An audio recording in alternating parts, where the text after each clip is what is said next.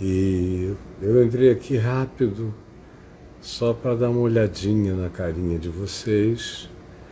E se alguém quiser me perguntar alguma coisa, qualquer coisa, pode fazê-lo agora.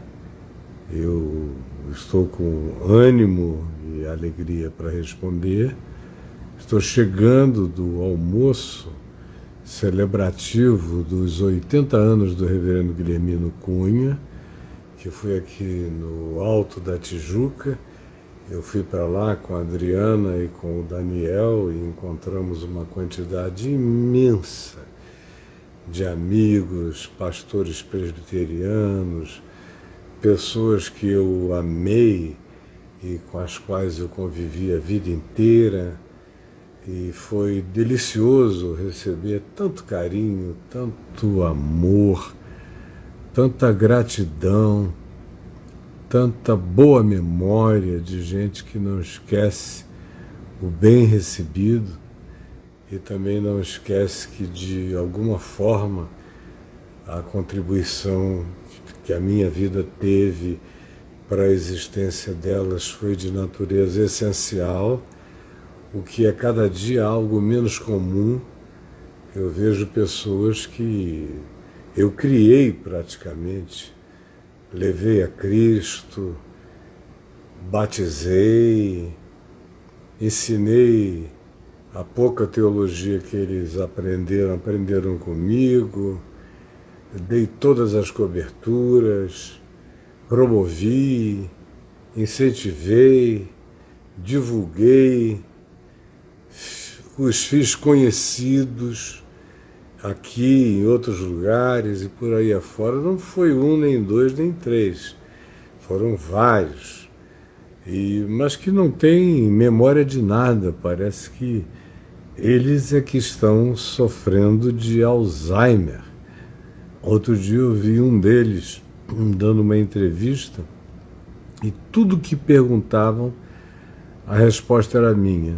A resposta era minha, a resposta de 40 anos atrás, 30 anos, que a pessoa não conseguiu nem renovar, evoluir, amadurecer, mas eram respostas minhas. E aí eu não tenho nenhum problema, é melhor sinceramente dizer o que eu penso, mesmo sem ter aquela dignidade natural de dizer eu aprendi isso com fulano e beltrano. Como eu costumo dizer, o meu principal predecessor em Cristo no Brasil foi o reverendo Antônio Elias, que foi pai na fé do meu pai e meu também, uma das maiores influências que eu podia ter tido na vida, veio dele e de tantos outros. Por exemplo, o meu ardor evangelístico eu aprendi no início da minha conversão com o Billy Graham. A mística que me possui até o dia de hoje, eu não sou misticista, mas eu sou um ser de dimensão mística, diariamente. Minha vida com Deus, minha intimidade, a minha relação com Deus é de transcendência mística, para além dessa racionalizaçãozinha filosófica e teológica boba de meninos. E isso tudo eu aprendi com Sundar Singh.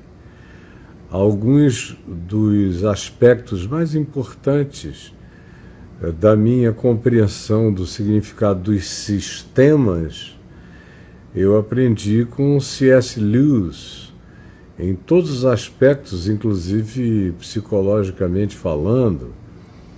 A noção e a expansão da minha consciência do significado da vida no universo, eu aprendi com uma quantidade enorme de gênios como Einstein, e eu não estou nem falando do Newton, que no tempo dele isso não existia, mas do Einstein, do Stephen Hawking e de uma quantidade enorme de outros teóricos da física e da física quântica, da teoria das cordas, que eu comecei a me dedicar ao estudo disso há 25, 30 anos atrás, e sou grato àqueles que puseram o meu pé nesse caminho. E depois disso eu me desenvolvi pessoalmente, continuo todos os dias nesse estado de crescimento e de desenvolvimento.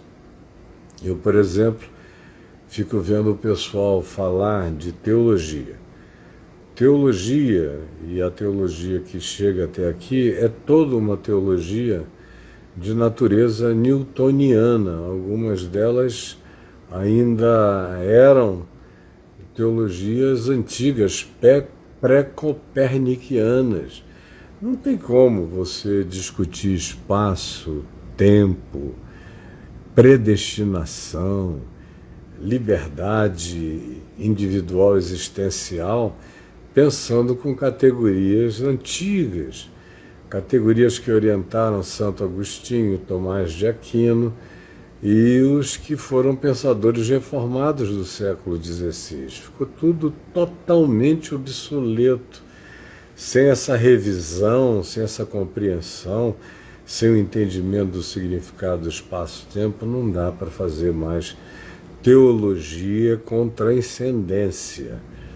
Não dá. Dá para fazer essa teologia, que é muito mais uma obra de ficção, aplicada ao interesse do indivíduo, na maioria das vezes, à leitura política dele, ou a pequena e medíocre leitura filosófica que se possa fazer das coisas.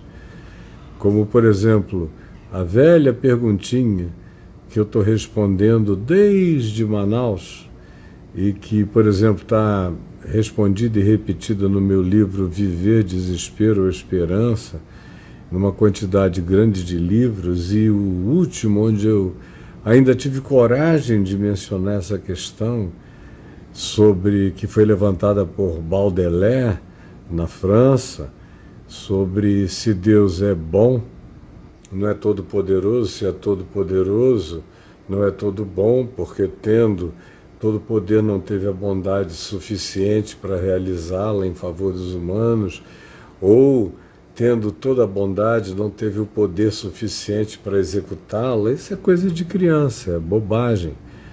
E porque na realidade, tudo que diz respeito ao sofrimento humano tem a ver com duas coisas muito simples. A primeira delas, e a 95% delas, tem a ver com o homem. Não tem a ver com Deus.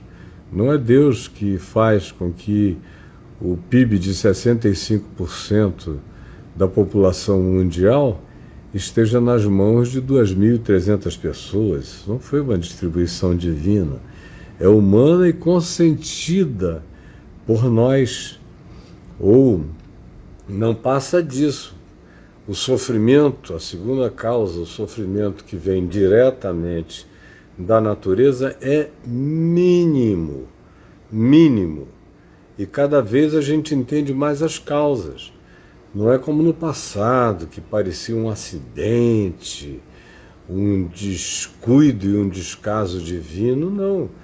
Hoje a gente sabe de onde veio, sabe razões de natureza genética, de deformidades no DNA, assim como a gente reconhece outras deficiências de natureza física que acontecem no mundo animal inteiro e com uma proporção maior entre os humanos, por causa do que a gente come, por causa de como a gente vive, por causa daquilo que a gente acumula, por causa das nossas raivas, por causa das nossas iras, por causa dos nossos sentimentos que se psicossomatizam e alteram profundamente a natureza da nossa própria realidade física, mental e psicológica.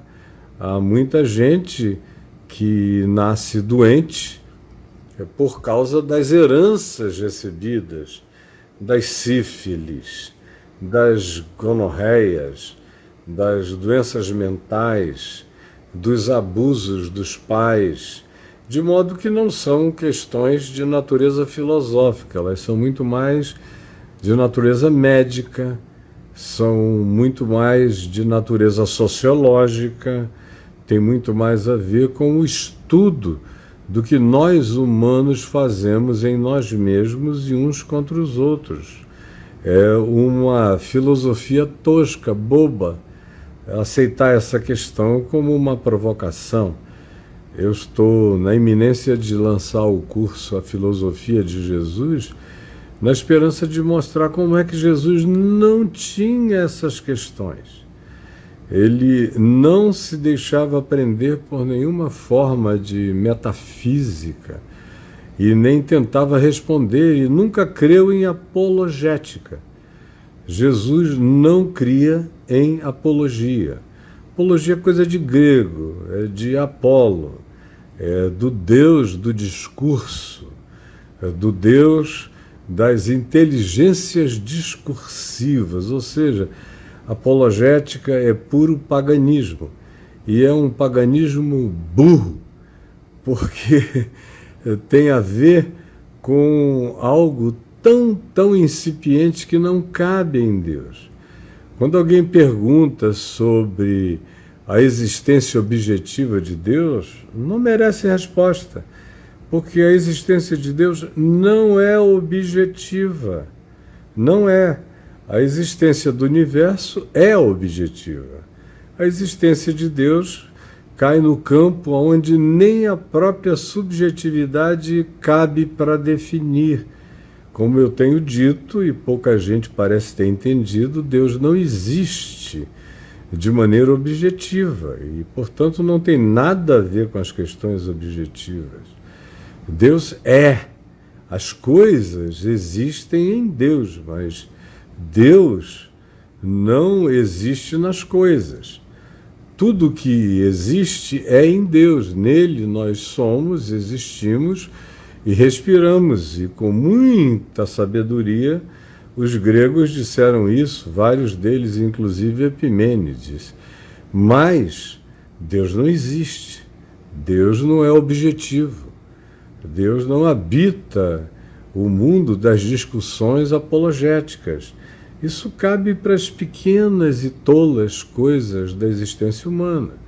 Quando alguém está sofrendo, Jesus tratou como sofrimento, não como questão teológica ou filosófica.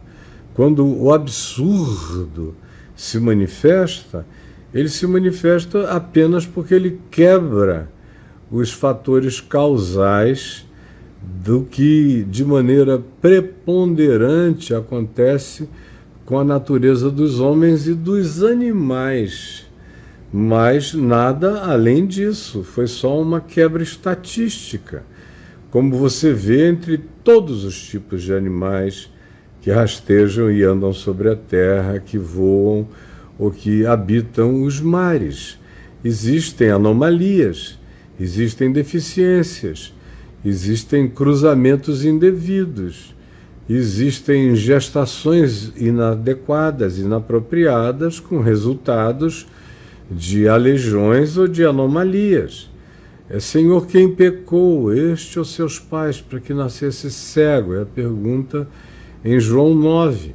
A resposta de Jesus choca todas as apologias e todos os apologetas e todos os que têm a presunção, por mais medíocre que seja o raciocínio, de darem alguma resposta a essa questão, porque na realidade nem ele pecou, nem os seus pais, mas foi para que nas superações que ele experimente, nas curas que ele prove, ou nos desenvolvimentos humanos que ele ou ela venham a realizar, manifestem-se as glórias de Deus.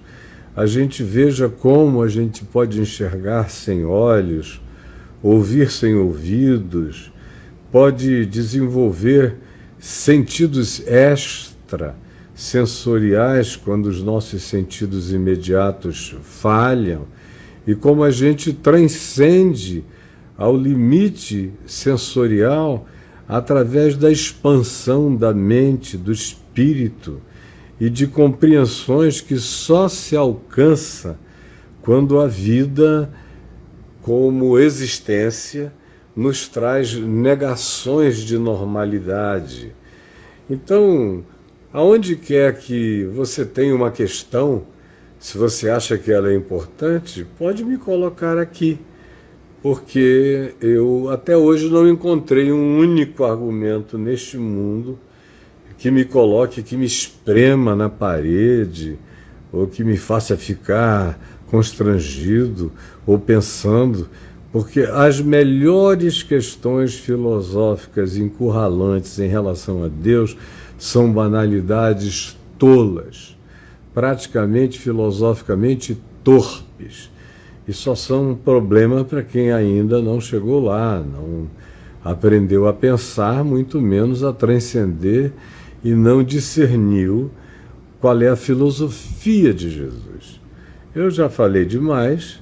Se alguém quiser conversar comigo, está aqui. Eu não estava nem vendo as coisas subindo.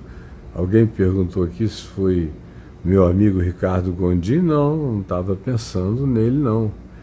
E tem alguém, a Drica Tampa, me dizendo: preciso da sua ajuda. O que é, Driquinha?